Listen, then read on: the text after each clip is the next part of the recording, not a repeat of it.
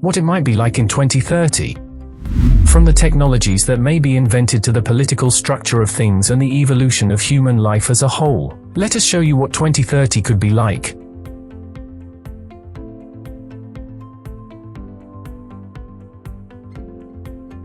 To begin, consider the world as it currently exists in 2023. In short, it's not the best site for a variety of reasons. There's the pandemic, which ravaged the world and continues to do so, tensions between nations, tensions between the government and its people, and of course, a very strong desire for equality among all races and orientations, which makes turning on the news a bit tense, because you all know something bad is going to be discussed. Many things that we did not even discuss. And without a doubt, many of these concerns will still exist in 2030, so is there really something to look forward to in all of this? Yes, even if it doesn't appear so at first. The first manned expedition to Mars, for example, will very certainly have occurred by 2030. We say this because both NASA and SpaceX are now working on making this happen. In fact, they're already doing extensive experiments to determine the viability of some of their ships in terms of reaching Mars. SpaceX, in particular, has made significant advances in the Mars mission since they have been trying to make it happen for nearly 2 decades. Elon Musk founded SpaceX with the intention of reviving the space race, and they have succeeded. The goal, according to Elon Musk, is to have a craft ready to deploy to Mars within the next few years. Mars will not be fully colonized until much later, but by 2030, barring certain challenges and accidents on missions, we may find ourselves celebrating not only arriving to Mars, but going there many times. Because the goal is not a one-time excursion. They want to put themselves to the test by traveling there, staying for a while, returning, and then returning to the Red Planet in a reasonable amount of time to begin the colonization process.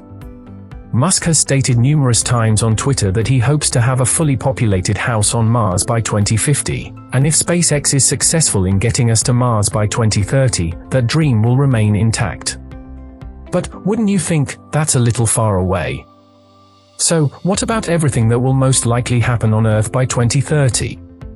Ironically, a significant change that will ideally have occurred by 2030 is a massive shift away from fossil fuels and toward green energy. Isn't that something Elon Musk is doing, you could ask? It is, indeed. Because, right now in 2023, Elon Musk, through his firm Tesla, as well as we and other companies that are following suit, are working hard to not only create electric automobiles, but to get them distributed all across the world. Tesla has been doing this since the early 2000s, but only recently have they witnessed not only a surge in success, but also a willingness to try them out. Furthermore, Elon Musk is constructing gigafactories to produce even more cars in order to meet rising demand.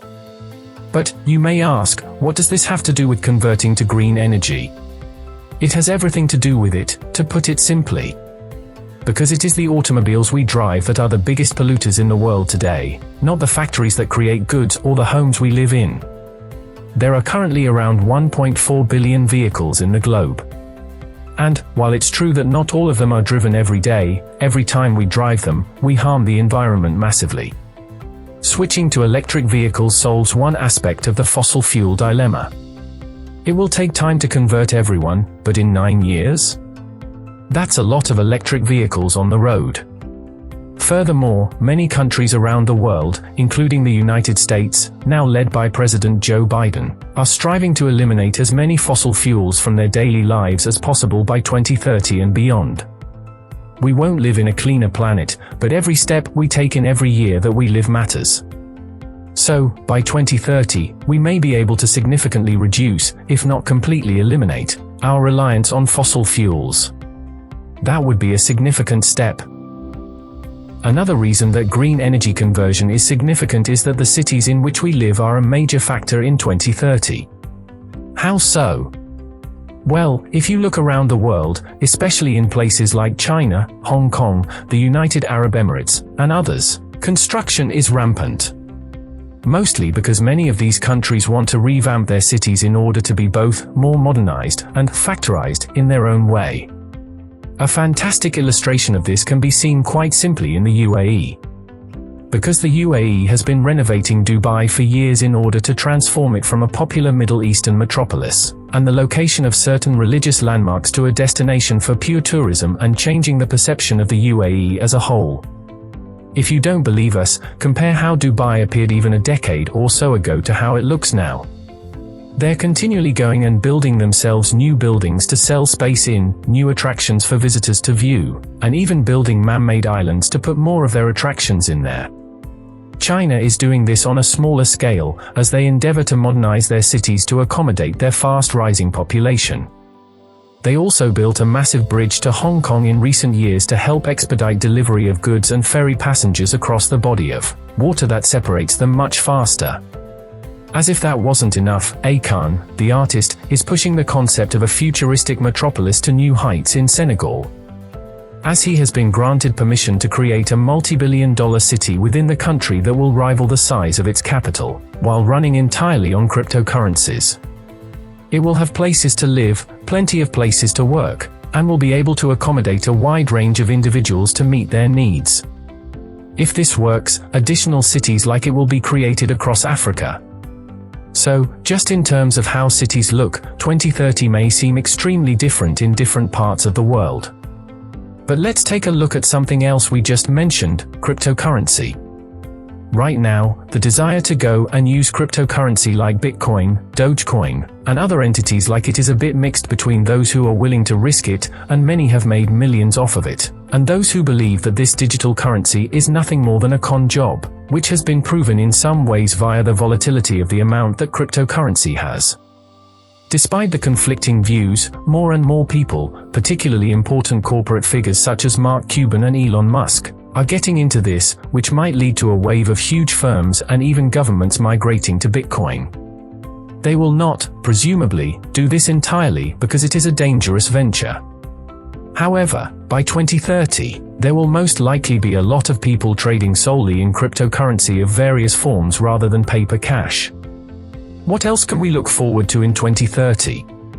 So, let's talk about the potential of medications by the end of the decade. Because, as the pandemic continues, many people are looking to pharmaceuticals to help us contain and combat the virus that has claimed many lives. The issue is that medicine is a science, but it is not a precise one in terms of when we will figure things out. The pandemic vaccination, for example, would not have been available in normal time for years. However, intense efforts were taken to ensure that it was manufactured so that people could be treated, and even then, there were concerns, such as the current Johnson & Johnson vaccination pause. However, others believe that by 2030, we will not only have improved medical treatments, but will also be able to undertake fixing on a genetic level. Yes, we are discussing gene editing. Technically, we already have gene editing because some hospitals and clinical studies are able to execute gene editing on a limited scale, and only in very specific circumstances. But what happens as the years pass and the trials and testing become more extensive? The possibilities are limitless, and that is what many in the medical and scientific fields are striving towards. Because consider it this way. Rather than a multi-step vaccine, you may have your genes modified to naturally resist all non-natural bioprocesses. Doesn't that sound nice? Furthermore, with the advent of new technology, which grows every year, we find ourselves with the possibility of new improvements in medicine that we can't even imagine right now. Who knows? We might potentially have a cure for all types of cancer by 2030, which would be amazing, don't you think?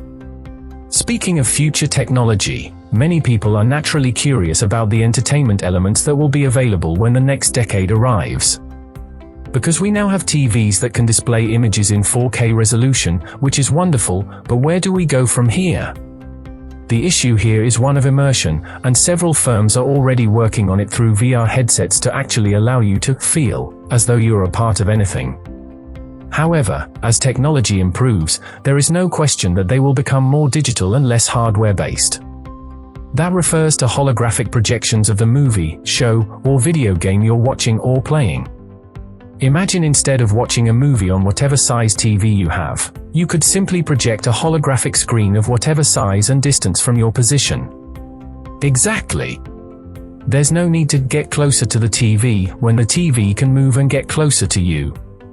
Some predict that the programs will someday be beamed straight into your eyes, allowing you to get up close and personal with the program. Then there are holograms, which you may be able to interact with if the correct technology is developed. However, the obvious question about future technology is that of AI, or artificial intelligence. Will we truly be in a time when they are not only incredibly advanced, but everywhere? Almost certainly, yes. There is already AI in the world, and it is becoming smarter by the day. To the point where some of them can recognize your tendencies and even assist you in ways you wouldn't imagine. Some anticipate that by 2030, we will each have our own AI companion to accompany us everywhere we go for whatever requirements we may have.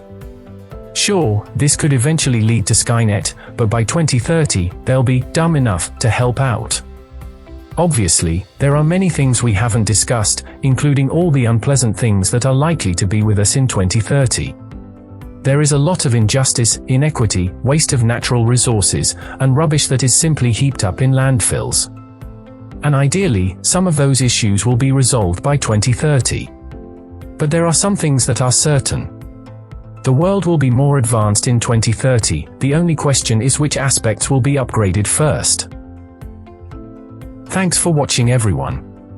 What did you think of this 2030 view and how things might look? Which of these advances or undertakings do you believe has the most chance of succeeding?